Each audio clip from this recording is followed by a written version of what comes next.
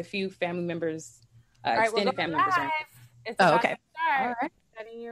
We are live right now. Okay. Hi, everyone. No, we're not live yet. It's setting. It says we are. Oh. Hi, everyone. All right, now we're live. Hi, everyone. Welcome to The Awakening Educator. My name is Megan Sweet. And I'm Susan Andrian.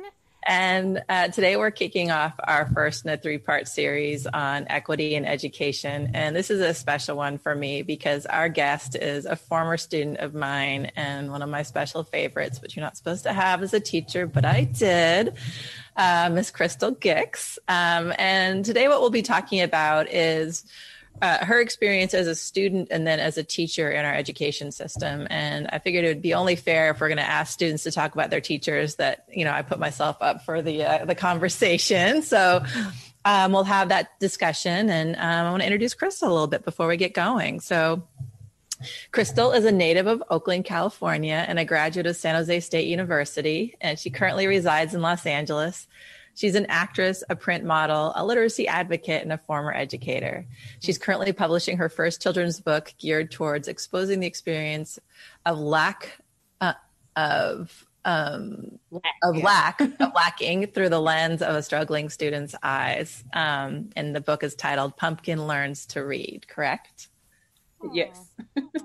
Crystal Gix, welcome to the show. Thank you for having me. So excited to have you here. Crystal, I'm so excited. Like to have one of Megan's students is great because I want to hear all the dirt about her as a teacher. Oh, yeah, I got all the dirt. And I think it's just really important that we're kicking off our season 2 with equity, and that we're coming from a place from the lens of students, and also where you are right now, really looking at equity and bringing children's literature to the table. I think so. We're excited. We're really excited, and I'm looking for the dirt. So. Well, and today is the, I want to say, the 57th anniversary of the March on Washington, if I'm correct. So this is a auspicious day. I believe you are correct. To be kicking off this series. And so, Crystal, maybe you can talk a little bit about yourself before we get into, you know, just like maybe what you're up to now, and then we'll start grilling you about what it was like to be a kid. Oh, in my class. Okay, well, I don't know where to start. So, you know, you already mentioned the book. So I do have the book, which kind of came from my experiences growing up in school and everything. But what sparked it was me teaching in the classroom and seeing myself and some of my students. And I was like, oh my gosh, like I'm looking, I mean, you know, boys and girls, I'm looking at myself and the experiences that they were having.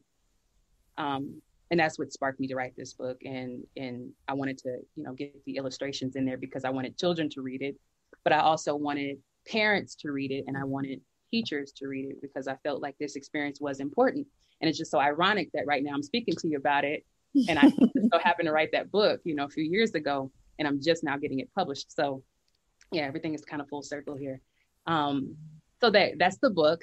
Like you said, I am an actress. And where can folks buy your book? Just so we can plug it a few times because I think it's important, but when it rolls out, where will it be available? It'll be available on Amazon. And they can also go to crystalgix.com to find the link for that, or any of the social medias. You can look up my name you can just Google my name and find anywhere to purchase the book. And that's pretty much that, like Amazon and my website mainly. Okay, cool. Yeah.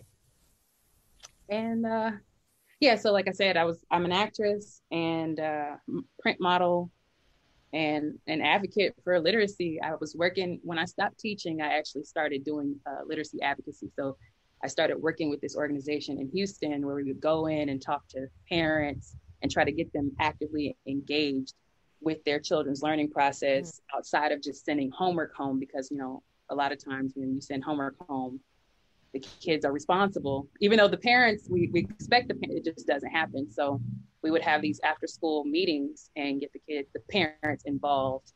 And I thought it was pretty cool. And it just really gave me the jitters. I'm like, oh, I really like this. I really do like this, but I didn't. Yeah, it was really nice.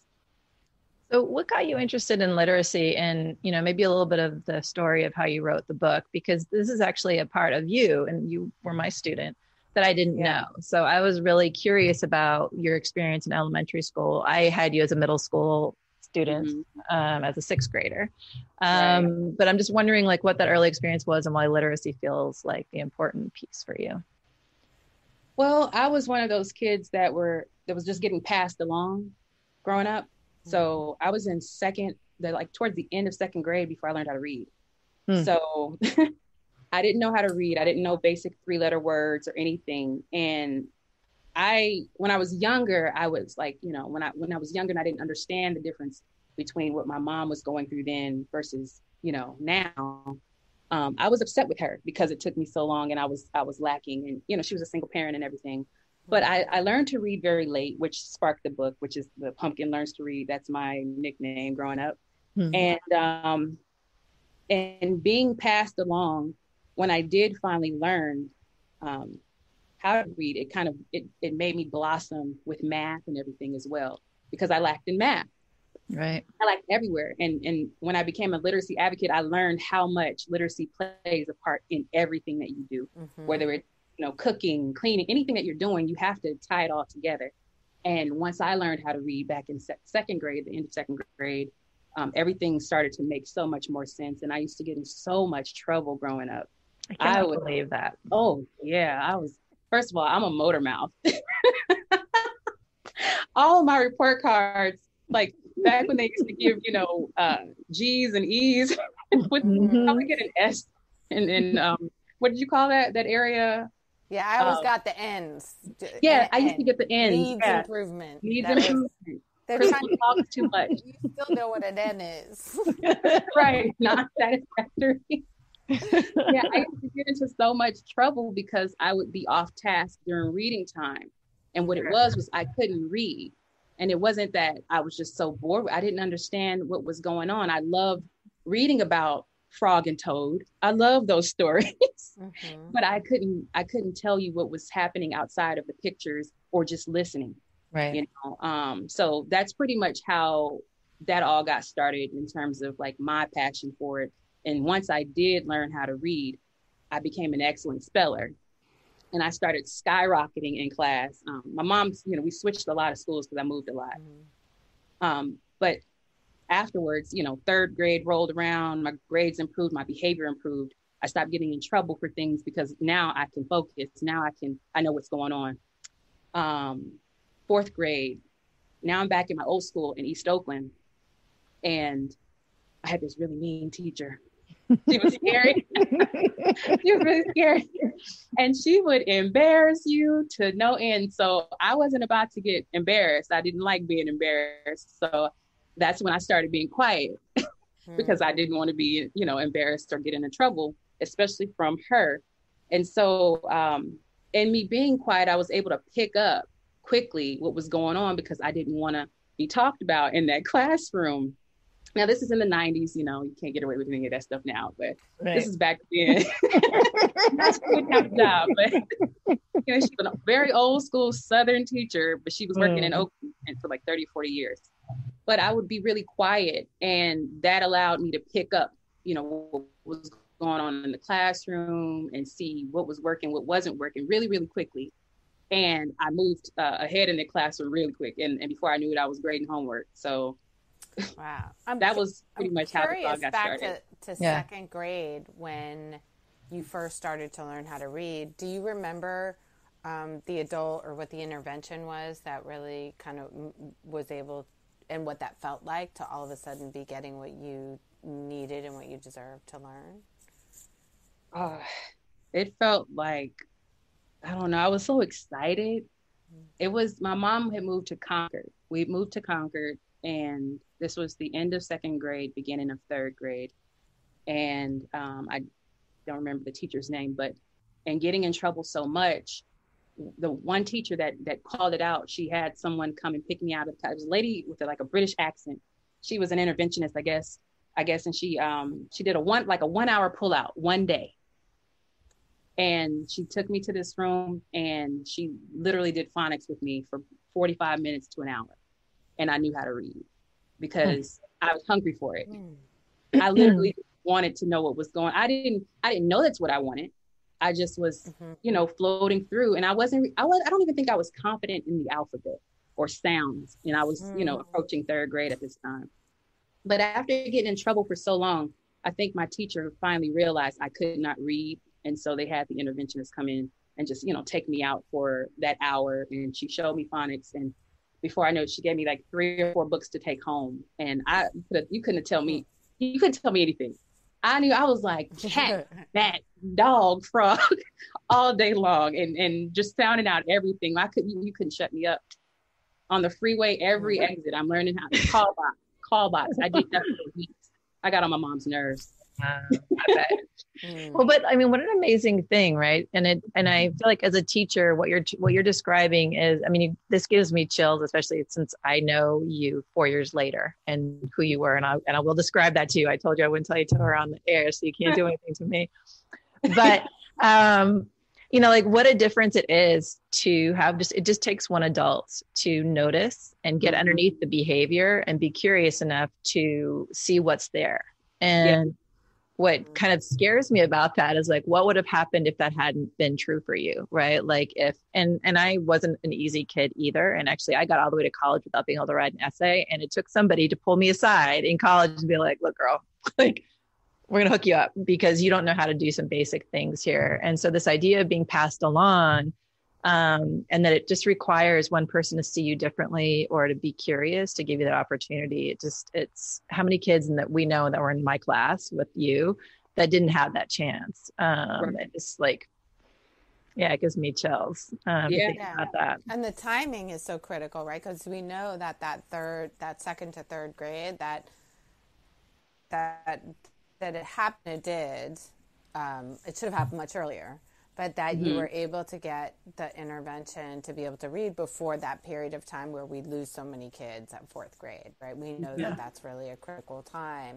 And so you had that maybe mean teacher who scared you, but it sort of all the timing came together to give you that passion and also skill at the same time. Well, it sounds like you leave Oakland to get the help, and then you came back and you had the mean teacher, right? So like, it's also schools matter. And that, and I'm not dissing Oakland because, I'm all about Oakland, but like schools matter and opportunities matter. And so you going somewhere where you could be seen more for some reason, or they had more resources, so they had a reading interventionist, which isn't typical in every single school. Suddenly you had access to an opportunity that wasn't available to you in your other schools.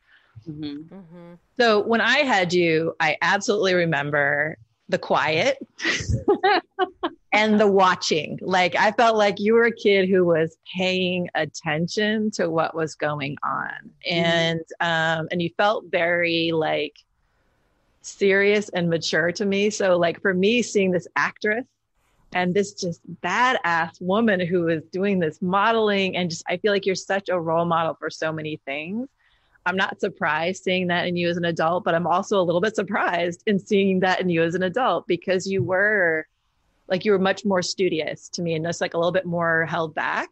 And we're just watching. And I would look to you, like as a teacher, you look around the room, and I don't know if you knew this, but I would watch you a lot and see what your reactions were and just kind of get a pulse of like how things were going or how you were feeling. And I just paid attention to you a lot in the room because I could tell that there was a lot happening behind what I could see. And I was always just so curious about that. And I really just wanted to impress you, make sure you felt happy, like the insecure young woman in me wanted Crystal to like me. But like, I paid attention to you, and I remember that really well, even 20 years later, that you were the student that you felt like you had a maturity past your years. I feel like I even said that to your mom at some point in some parent conference or something. And I'm wondering, like, I mean, I'm curious for you. So Crystal had a unique experience in my classroom, and maybe we can bring this forward because we're talking about equity today. And I feel like one of the things that, so I had a co-teacher, and we taught and did everything together. So we weren't always in each other's classes, I don't think, your year. We actually opened up and shared the same room the next year, Crystal, after you were with us. You weren't in the same big room, were you? You were the year before that, right? Yeah.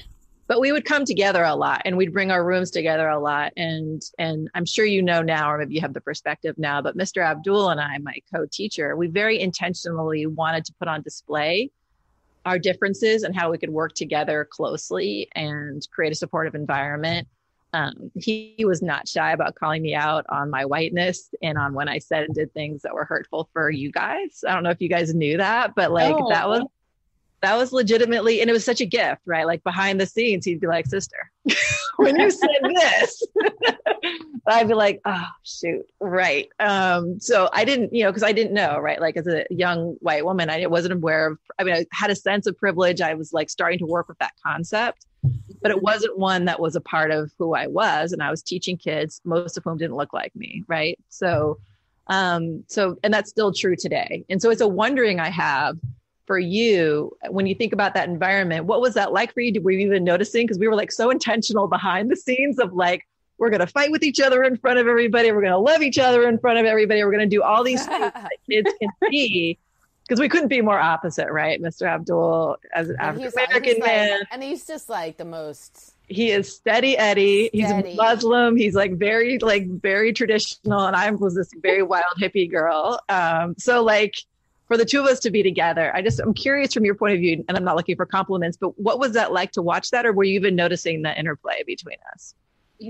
That was a long time ago. And you were a child. This is 22 years ago. But I remember you two working together. And now that you mentioned like, a little slight bickering here and there, but it wasn't like confrontational in a sense of like, oh my gosh, look at Miss Sweet and Mr. Abdul. It was like they're having a disagreement and then it was over with. It was like they're working like I think I remember it as you were working together. It wasn't any pettiness or, anything like that where, oh, I'm not talking to him today kind of thing. It wasn't anything like that. And I rarely remember you both being upset just in your own classrooms. I remember you being upset once. Oh, I'm sure. I remember. I don't know why. You had a headband on your head. You had this headband on your head right here, and your hair was cut like that, and you were like, ah. I remember. I'm sure I was upset a lot. Yeah, and he was upset a lot. He would get mad. But being a teacher's hard. Yeah, he was tough. But it didn't really have a negative impact at all. I really liked watching you two work together, to be honest, because it was such a contrast to who you were, because you're so opposite. He's Mr. 1, 2, 5, 4, 3, 2, 1, military, That's right. And you're like, we're going to learn about this ELA, this, all this stuff that's going on in the world. I remember learning about Mesopotamia, all this stuff from back then. And I enjoyed that experience. It wasn't a like, oh my gosh, I have a white teacher. It wasn't that for me at all. Yeah. If that answered the question. Well, that's answer the question. I mean, it's always a wondering for me, right? As sorry, Susan, I'm just like taking over. No, it's okay. I'm checking in with in with Crystal. But I mean, and I do want to hear. I mean, go. I mean, it's a wondering for me, and it's something that for my whole career I've been worrying about, right? Like and I was very intentional and self-aware of being a white woman in this space, and again, like behind the scenes trying to make moves to either get right with something that I said wrong or did wrong, or again, like intentional, we disagreed with you guys with each other in person, in front of you all on purpose, which is interesting to Stephen to hear that, because we wanted to show that like that can happen and you can move through that. Mm-hmm. But I have always wondered, because I think it's one of the big equity problems we have in our education system is this teaching students that don't look like them dynamic, and I'm one of them. And so I just have wondered like what that was like for you. And so I'm hearing from you that maybe for you that wasn't an issue, or did you feel like you encountered those moments where you weren't seen or understood because you had teachers that didn't look like you in the classroom? Megan, something just changed in your sound pretty drastically. Is that why you all leaned in? Yeah. Yeah. Your voice got quiet. Oh. It got quiet. It got low. Low. Is it over? No, I hear myself too. Echo. I hit the microphone. How about this? Is this much better? Yeah, you're back to normal. What I said? I could hear you, but it was distracting. It almost felt like Darth Vader came into the room. Just when I said like white female teacher, that's a perfect time for like. But it is the wondering for me of like, you know, it's something that I've studied and thought a lot about myself as a white female teacher stepping in and teaching kids that look different from me. What was that like for you as going through education? You know, and again, I put myself forward as like, if I'm going to be critical of, you know, how much whiteness there is in education, I need to put myself forward because I'm part of that problem and part of that solution. But I'm wondering for you, as you went through your education, did that come up as an issue for you, or did you feel like you weren't seen, or were there those microaggressions that got in your way as you were learning? You know, it was kind of like a roller coaster in terms of my experience with, you know, white teachers or non-Black teachers. With you, I did not have any issues in terms of feeling like other or out, you know, out of place or outcast or anything. And I think it's also the area where we were, you know, we're North Oakland, border of Berkeley, very hippie, very, you know, liberal, very, you know, just everybody's all love and we're all equal and there's no violence, you know, kind of feel. So right. It didn't feel like a thing there, you know, and we did have a heavy population. Well, it's interesting because I worked right down the street at Carter, and you know, at Carter Middle School, which is just not very far from Claremont, and had a very different feel than what you just described. Really? I'd say. You know what I've heard as a white woman going into that work, doing mental health, 20, you know, it was 2001, and it was a predominantly Black student population and a predominantly Black staff. So I think it was really interesting because it was located right there on the border of Berkeley. And I think we like to believe in that, what you just said around like, there's no violence and it's hippie and it's all love and good. But I don't think that's like the reality for a lot of folks that live in that community. Yeah. So it's this weird like juxtaposition. And so I felt like it was really interesting as you were talking, like, I'm like, I was in North Oakland. That's not my experience. Yeah, right. And so like everybody's experience would be different, right? Because I'm also coming from East Oakland. So I was essentially coming from avoiding the school in the neighborhood in which I lived. I was I transported into town. I caught the BART and the bus to Claremont. Claremont was like, when I got there, you know, you have all these arts programs and everything else and so on and so forth. So I had white teachers before getting to Claremont. Actually, one of my first, I think my kindergarten teacher, Mrs. Rogers, she was white. She was a very young woman at the time. And I've had a few in between. The only time I've had issues was when my mom moved me to Concord. And I was one of two Black children in the entire school. That was the only time I felt like an other. I didn't even know what racism was. I didn't know what discrimination was or prejudice or any of that type of stuff. I had no idea until I got to Concord. And I was constantly reminded that I was different. Constantly reminded that my behaviors that I brought from East Oakland that was considered normal is now a problem, which is where I started getting in trouble much more. I didn't have as many behavioral issues at my old school because everybody was like me, you know, everybody had the same kind of energy and the teachers just worked within that. Like, okay, these are my students. They're hyper. Let's work with that, you know, and here everybody's they already know how to read. They already, you know, are at a certain level and so on and so forth. But to stay on topic of me having, you know, white teachers, the female or woman teacher that I've had in Concord, I didn't have any issues with. It was the man. He would single me out all day long. That was the first time I'd ever been on time out. He was fussing at me all the time. Crystal, what are you doing now? Crystal, all day. And on top of the fact that, you know, I've got these kids that I go to school with now telling me that, well, my grandfather said, if this was back in the day, I'd own you and MLK would be a slave. And I never heard any of this. I didn't even know what slavery was in second grade. You know, I wasn't quite aware of that yet. So that's the only time I experienced that. I didn't know a lot of stuff about feeling different around having white teachers, because I started so early having white teachers. It wasn't like a thing for me.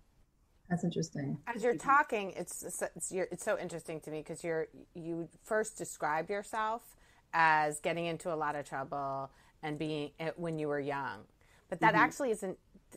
That from what you're just saying, that actually doesn't sound true. It sounds like you went to a place that had a different narrative of who you are, and put that label on yourself, which you sort of experienced, because it sounds like before you went to Concord, you didn't get in trouble, and after you went to Concord, you didn't get in trouble. So it really wasn't, so I was just, it's really curious to me that was sort of part of how you just see yourself or describe yourself, for the narrative. Mm-hmm. But when you put it in this context, I wonder. Yeah. Yeah. That is interesting, huh? Yeah, I appreciate you answering this. I hope it's okay. I feel like we're putting you on the spot, but I hope it's okay. No, it's fine. Because I think it's such a big, it's been such a preoccupation of mine, and representation matters. There's plenty of research that shows that like you need people that look like you, and I'm a big advocate for that. And I'm also a big advocate for whoever wants to teach. Cool, let's just get you the information you need to be successful there. And again, that's why like it's exciting for me to talk with you and to remember those times with Mr. Abdul, because I was getting an education right along all of you. And in some ways that's what's necessary to be an educator. And I'm sure, and I'd love to hear your perspective when you got into the classroom. But at the same time, I get very impatient with that. So like, if I acknowledge my own like worry and anxiety about that, like for most of my career, I get real nervous when I see the inequities that are in our schools. And so, because of what could happen like in a Concord, but also, I also know what also can be true, which is you can happen like in, I'll say my classroom, but in other classrooms where you feel included or where the teacher is doing the work, then it's possible for there to, we're never going to be with the teacher that looks like us every single time. But like, so there's this like way of being able to create an inclusive and safe and supportive environment that I think, I certainly didn't know and wasn't trained on when I was your teacher. I just was lucky enough to be in a school that I think was pretty open. And, the sixth grade was a very diverse group of teachers. Mr. Abdul was like, he's a brother and I love him forever. And I feel really indebted to him for just how much he very selflessly trained me. But then I think about like, boy, but most schools don't have my experience. And I know I messed up anyway. So like, that's what's my whole career, truly, Crystal, like that's what's been in my mind. Like I had like a very charmed experience and still I know I made mistakes. So I'm wondering, that's a big lead up for me, just like to wonder, like, so you had this experience, you went through school where you had some like, sounds like some pretty like, not just like microaggressions happen, but like racial incidents to be like where you're singled out, and then spaces where you felt more included. And then you became a teacher in a classroom. I'm just wondering how like those pieces started to come together for you when you became like you went full circle and you suddenly became in the classroom. How did your experience like, what did you learn is my first question, and then I'll get to my second one. But like, what came up for you when you're in the classroom? Well, positive things were I love kids and I love teaching. I love working and seeing them grow, for sure. And I love seeing that light bulb go off in their head. It's so beautiful to watch, because it's like, gosh, you went from, just this clay and now it's something, I love that about working with students and teaching. The things that I experienced in teaching that haunted me was also being that teacher for like other kids, that teacher that's like singling them out. And this isn't even a racial thing. It's something that's just ingrained in how we treat certain kinds of kids. And it scared me. I didn't want to be that teacher. And I found myself becoming that, because the environment in which I was teaching also, they say, oh, we're not supposed to single children out, but everybody was doing it, and there's the training world and there's the real world, and there's the professional developments to tell you how to work with conflict resolution. And then there's just the real world. And, you have all these kids that have similar lives, but very different lives at the same time. And you have to treat them differently. You have to work with them differently, because this one doesn't have food at home. This one doesn't have the clothes. This one doesn't know how to read. This one can't count. This one can't even spell their name, and they're in third grade, and this one just babysat their sisters overnight and their mom wasn't home at all. And this one never comes to school and sleeps in class. There's just so much going on. My fear was failing them as an educator. It wasn't even about me, because once you step in there and you're like, okay, I'm committed to this. It was about them. And I was like, I felt like I was going to fail them. I was afraid of it. And I was afraid of being that teacher that they remembered, that said something to them and they never forgot, something negative to them, and they never forgot. Being under so much pressure, especially my first year on of record, having all that pressure of meeting the district standards, the state standards, and these people walking into your classroom every week with clipboards. What's up with your boards? You got your board, you don't have your banner up. I'm like, you need your grades in by 4:30. School's out at 3:20. I still have kids here sitting here waiting to get picked up. It's just a lot going on, especially for first year teachers. You start getting that gray hair early. So that was my experience teaching. It was very overwhelming. And so, like you say, you tell people if they want to teach, but it's important to know that it's not all, cookies and glitter and stuff when you go in. It's especially depending on the neighborhood in which you're teaching, right? But yeah, I had a huge fear of failing my students. Now, when I taught pre-K, that was fun. That was a lot of fun. You've got all these babies and you do a lot of dancing and singing all day long. But third grade was, testing all day long, testing. And one of the biggest things I didn't want to do, which was going on when I was in school, was, you had to focus on testing so much. And I said, when I became a teacher, I wasn't going to do that. And what happens, as soon as I took roll, they were like, all right, so we have STAR testing coming up, because I taught in Texas. We have STAR testing coming up, so you have to give them this. And I was testing my kids every single week, felt like. And it was just a lot. It was a lot. And it was a lot on them. The expectations for them, it was unreal. Because it wasn't catered to. You talk about equity. It wasn't catered to who they were. It's this cookie cutter education, and they live in a world of lack. They live in or even if they don't live in a world of lack, it's a lack of awareness of what they could do, or how they could do certain things or experience certain things. So I can go talk. Yeah, you did a good job describing this. I'm going to let Susan talk. I swear. I'm like Come on, Susan. Oh, it's like Crystal. And you don't have to worry about me. I'll jump. I'll jump in. There are a number of things that I'm thinking about, though, that you brought up that I think are really resonating. One, that sort of dilemma that I think every teacher goes through around the what draws us to come to education, that passion and love for teaching, and that fear of not being what we thought or know that they need. And then the demand, like all of the different demands and how those get in the way with the vision of the teacher that we want to be. And then the reality of having so many kids with so many needs in the classroom, which is kind of what I was, these demands, and then thinking about it from the experience of the child sitting in the seat and where the lens of which they experience that at. And there's so many complex ways in which these things are coming together. So I'm excited that we're going to be talking to Zaretta Hammond in a couple weeks, because I think she really has, she's going to give us some insight around like what are some of the concrete things that we can do to make sure that we are showing up in equitable ways. But what you just described, I think so many teachers go through. And then if we do not have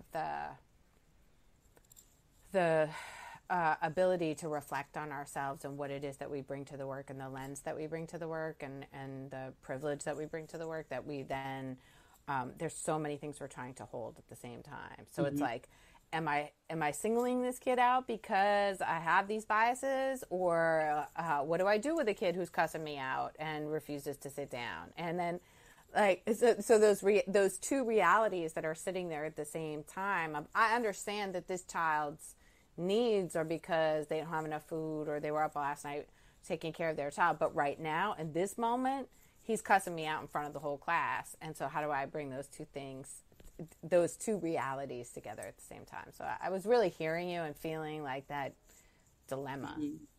Yeah.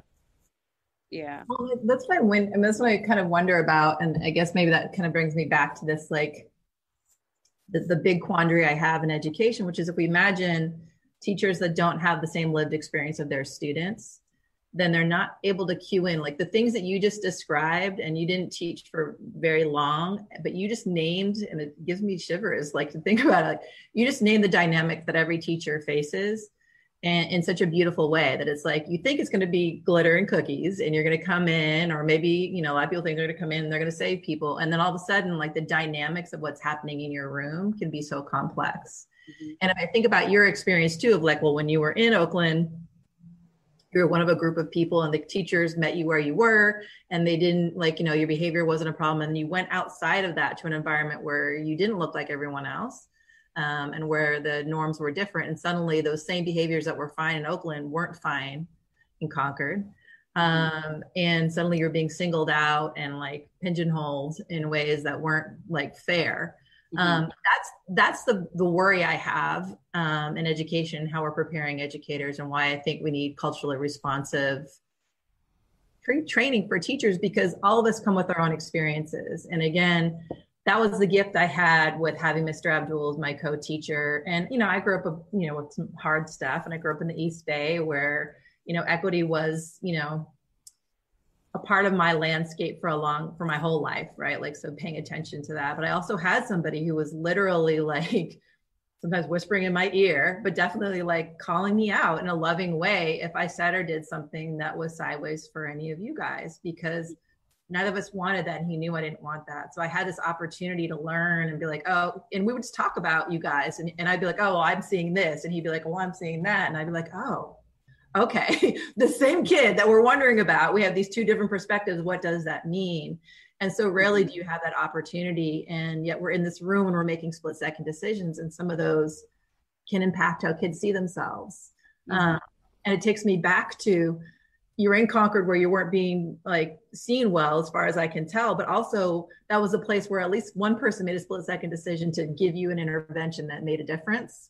And how powerful those moments are, and they can come anywhere. And that's the gift and the magic of education too. But it's like, I just feel sometimes like so tenuous, like our ability, like support kids, and how many of your classmates didn't have that opportunity, right? We can name them. And I do talk to Jamil, who's a teacher now. Oh yeah. Every day. And yeah, I don't know. Another issue that I totally hear, and one of the things that you're saying, Megan, that I think we need to think about is that you had in the moment. So I do think we need pre-service training for understanding and bias. But we also need more opportunities for support for teachers in practice while they're working. And that it's like one of the only professions where you are on the whole, there is no like thinking and planning time. It's like these little crammed in PDs. And I know we're doing more of it, but that professional learning time, like I don't think there's any other profession that has the amount of time where you're, the amount of time you have to plan in relationship to the amount of time that you have to do is just doesn't seem very proportional. No. And that we need those in the moment, like I'm struggling with this situation and I need help reflecting and thinking about it. That came up. Yeah, we need to open up to that, right? And to create. So it's something, and I'm just monopolizing the conversation today because it's fine. But I mean, it's one of the things I've been talking a lot about in recent years, because I spent a long time being like, well, I'm just going to be hard on, you know, white educators, and I want to make sure that no one harms any children, right? And then I had to take a turn and I had to look at myself and be like, okay, well, I was a white educator who did do harm. So what made the difference? And that's when I actually started to make this connection with all of what happened with our classes and with Mr. Abdul and with other folks that I had the opportunity as a young teacher to have. And you're right. What I would say, if I were to distill that down, what happened for me and what I would want for others is there was a trust and a safety to explore issues of race and equity in like ongoing. And that's what I think we really need, which means we need to build community and safety for teachers to talk with each other. Like, I knew Mr. Abdul loved me and cared about me, and that you all did. And I remember actually once, and I don't know if it was your class or not, but he had me stand up in front of the whole class because maybe, I think it was one of your classmates who said I had said something that she felt was racist. I don't remember who it was now. But like, I stood up in front of everybody and I had to hear for the whole class, like, this is what happened and let's talk it through. So I don't remember when that happened. I feel like it was your group, but maybe it wasn't. It might have been. Again, we have this old lady fog going on. You can't be an old lady because then you're really old. You can't do that to me.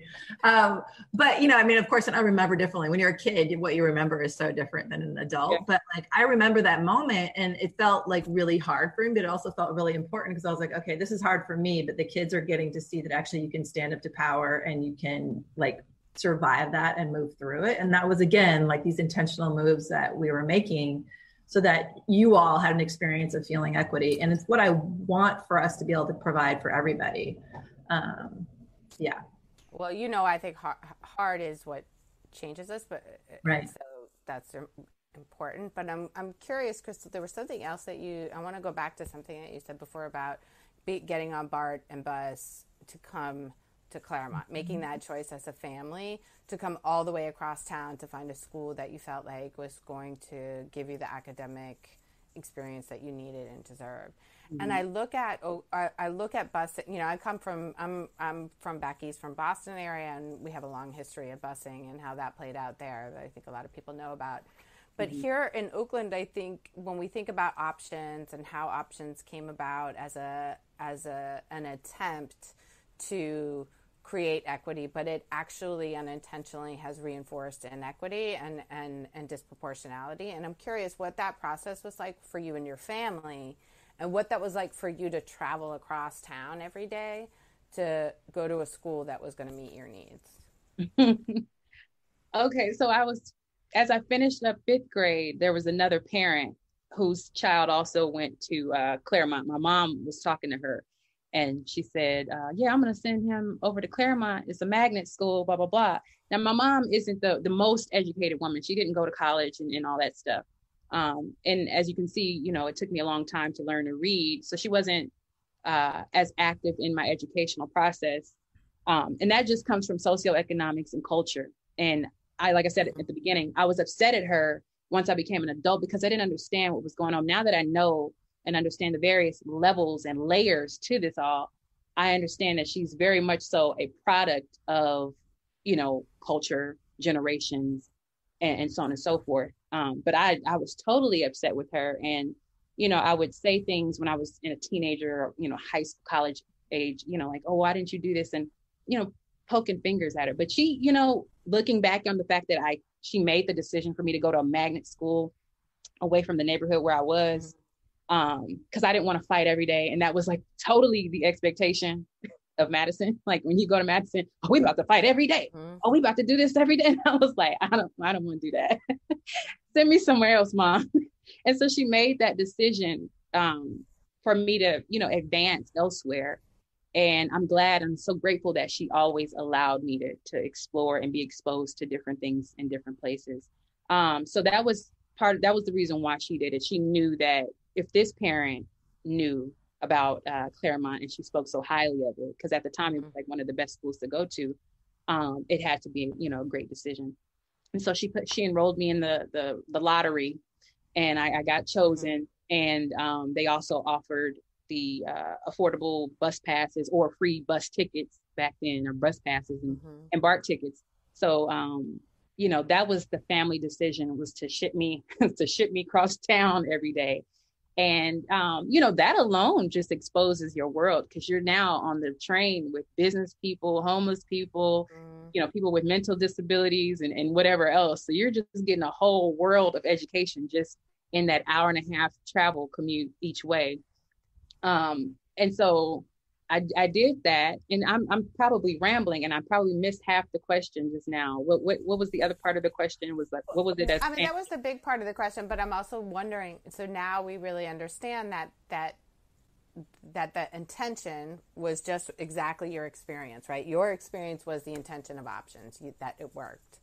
And unintentionally, we've divested from neighborhood schools, and what ends up happening is we end up with greater disproportionality, and in some parts of the city, almost segregation. And so curious. So I think again, we come back to these complex issues of making sure that every child has an opportunity, has an interventionist when they need reading, has enough adults who can be attending to the needs of kids, but really these complex ways. So that was really around my questions, is like, how did your family decide to do that? What was the impact? And then really thinking about it from this complex systems perspective of how do we move forward as adults now who care about equity?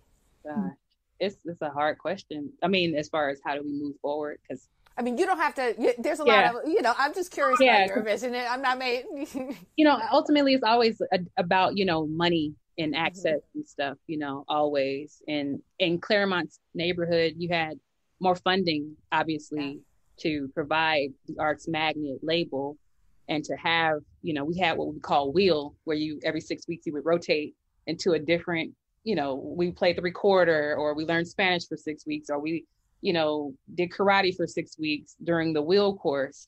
I don't know if the school in my neighborhood had that, but I mean, they had PE, I know, but I don't know if they had the option to do karate, painting, Spanish, computer science the way that we did, So I think for sure, I agree with the main consensus is economics for sure.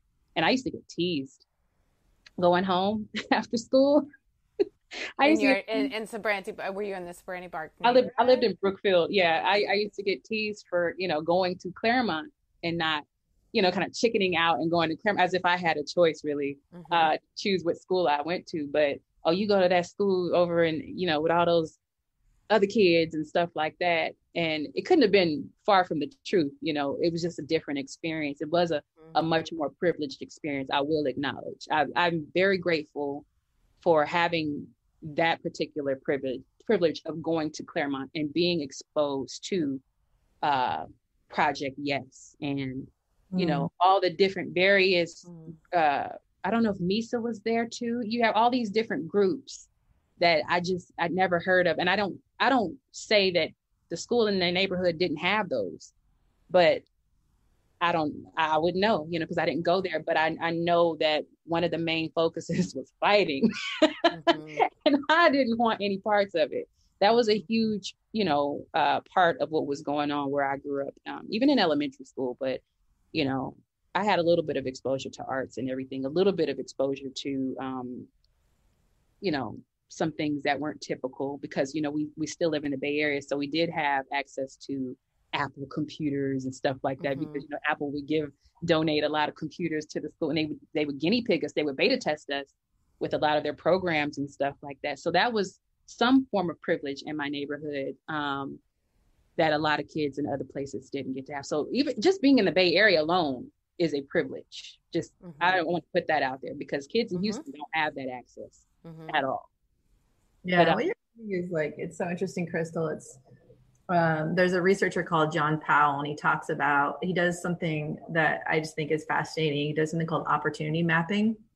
So he looks at geography and your access to opportunity based on where you live, based on the color of your skin, based on your socioeconomic status, and just has done a really great job of showing that your access to opportunity absolutely has this huge influence on what your future will be. And the community you're describing that you grew up in was one that I went back because I came back and didn't work in the classroom anymore, and I started working in the district office in Oakland. And then I went around, and I touched my microphone again. And I went around and worked in other schools and actually worked at Madison. I helped to change it into the K-12 school it is now. And just that idea of like, right, if I go to Madison, what I have to do is face fighting every day. And if I go to Claremont, what I do is I get to learn, and it was safe then at that school, and I get to have access to art. You're the same human. Again, it's these little moments like really change your trajectory, and it does come down around opportunity. And a lot of families that grow up with more privilege, like it's always just the Claremont option, right? So like, right. And how that then sets you down this trajectory of access and opportunity into your future that's not the same for someone that grows up in a neighborhood that's not a given, right? That's not a given you're going to have access to all those things. And that's, you know, what drives me still today. I feel like we're probably getting close to being out of time. We are getting close to out of time. We're a little over 2 o'clock right now, but we got started a little bit late too. Okay. I'd love to hear a little bit more about your book. And again, like if we do this like full circle moment of like a little bit of what Pumpkin's about. And again, like as you experienced it as a student and then as a teacher, like, because again, you saw yourself in your kids and that inspired you as a teacher, but also inspired you to write this book. So I'm just wondering if you want to share a little more about that. Oh yeah. So Pumpkin, as I said, is my nickname growing up in my neighborhood. To this day, if I walk down any street in East Oakland, Brookfield, they'll go Pumpkin, and I know who it is. You know, I'll just shake and turn around. But it's about, you know, growing up in my neighborhood and with my grandmother and my mom. And my mom, you know, moving out, we moved around a lot. We moved back and forth to my grandmother's house a lot. And I think that is really what contributed to me not learning how to read, because I missed a lot of school. You know, the times when kids were learning, I wasn't there, and I was late. I was late to school up until grad school. I didn't become an on-time person until I was getting my master's degree. So there's that, right? But the reason why I wrote the book was I wanted to share my experience, but I had a student who had failed the 3rd grade and he was being teased. And of course, you know, you have to set the standard. Look, we're not going to be talking about him. We're not going to do this. They're like, oh, that's why you're stupid. And, you know, we had to shut that down. And he would even say it sometimes. And it would break my heart to hear him say, I'm stupid, I'm dumb. And I was like, no, you're not. Don't say that. You're one of my smartest kids, you know, da, da, da. I'm trying to lift him up however I can. And it wasn't until the end of the year, I had several meetings with his mom about his behavior because he was always in trouble and he was always late and absent. He was at a point where he was going to fail 3rd grade again. And I was like, I can't fail him twice. I can't. I finally pull his record. This is my first year of record. I pull his record from the previous year. He had a higher grade in 3rd grade that year than he had with me. And it made me think, I was like, this boy really does think that he's not smart because he failed the 3rd grade. Turns out he failed the 3rd grade, not because he didn't pass the 3rd grade, you know, because of knowledge, because of attendance. And I was like, oh my gosh, this is so me. I would have gotten held back so many times because of attendance. His mom would leave him at home and, you know, he'd be babysitting his sisters. And he, you know, he's like 10, 11 years old in the 3rd grade. And he would come to school. School starts at 7:45. He'd get there at 9:30 and, you know, whatever else. We couldn't even count him for attendance, but he would show up half asleep, you know, crust in his eye and everything. And he would just constantly fall behind. And I really just saw myself in him, and I felt sorry for him and felt so bad that here we are again, and he has to go to summer school. All he had to do was go to summer school and he could have gone on to 4th grade, and he had a higher grade the previous year.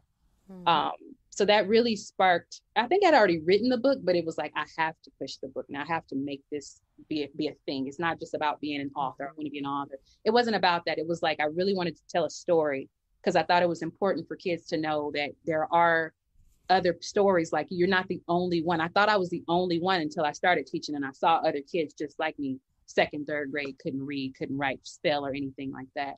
So I wanted to write this for the struggling reader, but also tell a story that they could relate to, because a lot of students, they live with their grandparents, or they, you know, one parent or both even, but, you know, their parents aren't able to be present like they should, or the expectation in Maine society is that you should be present in this, that, and the third, but you have to look at the generations, you have to look at the culture, you have to look at the socioeconomic stuff and where they came from before now.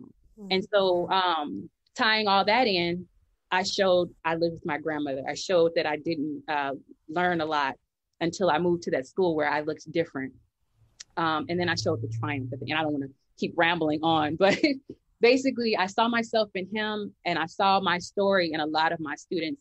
And I felt like it was a necessary story to tell that they could relate to, and that parents that aren't present, you know, because there's that expectation, but they can't meet it because they don't know. They don't have the awareness that I should be doing this. A lot of parents send their kids and expect the teachers to teach them everything.